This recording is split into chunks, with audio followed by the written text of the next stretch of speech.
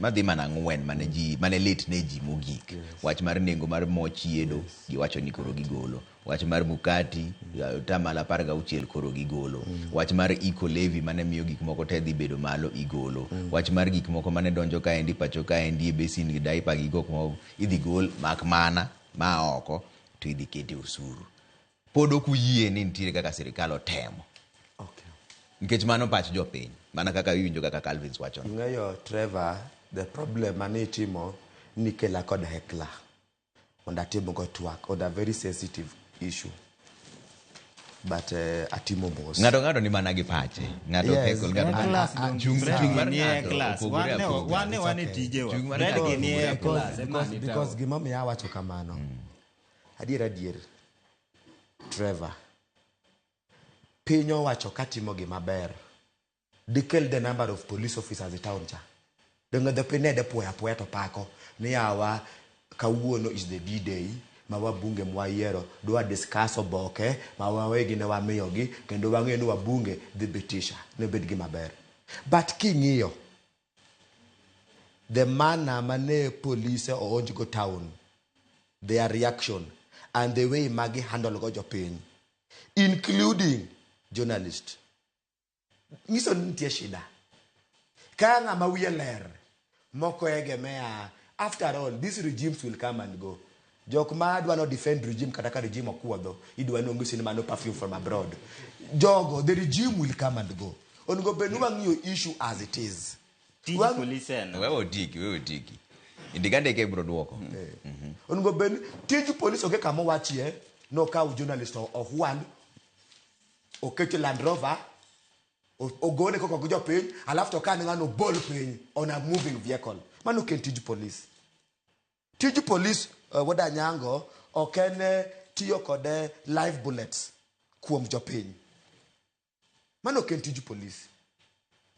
Kata kopo ni crowd mano pokla marisa si meeting. Dongi neno. Magnuso ni there was a live bullet. Magi koro cartridges. Ngiso koso pokla no yago kurebo. Onge wach. Ndika. Anige mamora. Ni aloso kaka jalony. Man gima code serial number. So we can take it to the next level. Ni serial number mojiro ngoni. And mar weapon. Ma is not licensed. Ma has not come from the government stores. Concern mojiro ogo Uganda. Kikwa heckle on sensitive issues. Because the way ma police or respond kodo ni jopin mane golo patch gi. I am sure kawuono ni nebedie jok ilagi angwen town mane puoyo finance bill police nakdo timo gi kamano. Police okonugo ben egemea upande moro ama moro. Police onugo ben chung tir isheria because an officer is an officer of the law. To the way my police didn't respond kodo ni dano man could contrary opinion on the finance bill. Ngiso ni police were not impartial and independent. Ni diro gi kod jok moko. Ni kik gigol patch gi public. Kik piny mangi. Ni jo piny okidwa gini. On the question mano wacho ni William Ruto Zakayo wuotho mang'eny mondo kel no lokrok. Oluongo ka an example ni jopuonje elfadi. Iwacho ni elfadek. Ose ndike ni wache Zakayo incho de ose wuotho mang'eny woko. Okomiwa evidence. Ingen ma is an institution man called heshima. We need to have credibility of information mangato golo. How factual are they? Adier mantie niya. Need the cost of things for the manamalo. To dano ma medo daki ghetto. Di medo manamalo. Dano mirie bitije. Medo manade malo. Kambe miloro because the cost of doing business is high. Medo manade malo. And the cost of goods.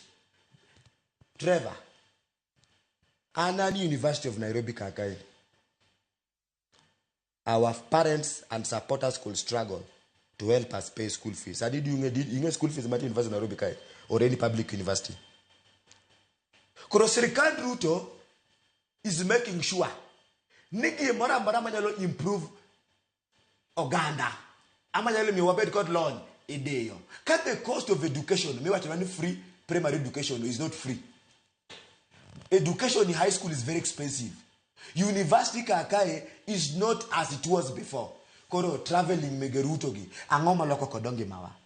Ochako wacho nwa kakae ni wuotho mar Ruto ber sana kendo osuru michoko ni ema koro itibonwago maendeleo. Trevor. Uhuru kane ni serikal no choko osuru.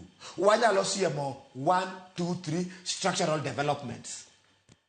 Uhuru notimo in his regime. The same to Kibaki. Ruto siem nwae structural development mose timo. Iwoto ne mose woto more than 66 times could millions mose spend. Tachaka wacho niya. Wawinjo ka supporters.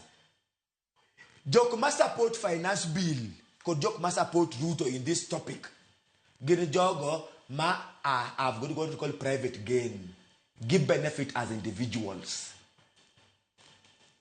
What do I give benefit your pain as a whole? E mommy wa wacho niya. Finance bill ni pachwa mane wa golo. Okay, mocho pi assembly. Pachwa mane wa golo. Ekema executive okete together. Executive no pima pachwa but gimane gindiko oknegin pachwa. For example, ataka nuwa yone. Nitie ja Kenya yote maybe no nyalo wacho wakai. Mano wacho ni cancer patients will be taxed. Adwa no duoka kanyo. Kantie maybe kain manogolo paro no. Wacho no ganda wa. Mara riyo. Nitie ja Kenya yote. Mano wacho ni mondo okaw millions of money oketa aside for a use my is not identified. Nitie ja Kenya yote. Mano wacho ni Rigathi Gachagua. Chirigathi gichiruto. Oktegni 800 million gitum go giba private kopo ner mano ogolo paro in a public participation to watch no. I will be very happy to know nikara Ramogi are enemies of the people.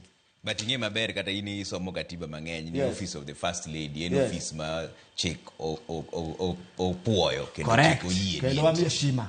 Yes, lakini wapenjo da nyango nera. Sani kin kod siling 200. Tionge chumbi ot, ionge mogi ot, ionge pi ot. Deka 200 ni ni out of this 200, me achiel prabich adwa nyogo sweet mama peremende manyodho. To prabich modong makra do pango go pi go mo gi chumbi. Wow, kako wacho ni Kenya odire. Kure dhano winjo matek. Ok wanyal kawo million 800 no wamiyo gochi ni imiyo chi Ruto kod Rigathi. To be honest, okwandril nangoya odanyango because of private gain. I'm not any joke ilagi. On go benenda lo mar Article 210, the Chiefs Act. The Chiefs Act Article 210. Nitero jogi nyimba rata ti rodho kabisa. Mundo gibet kod gilok party.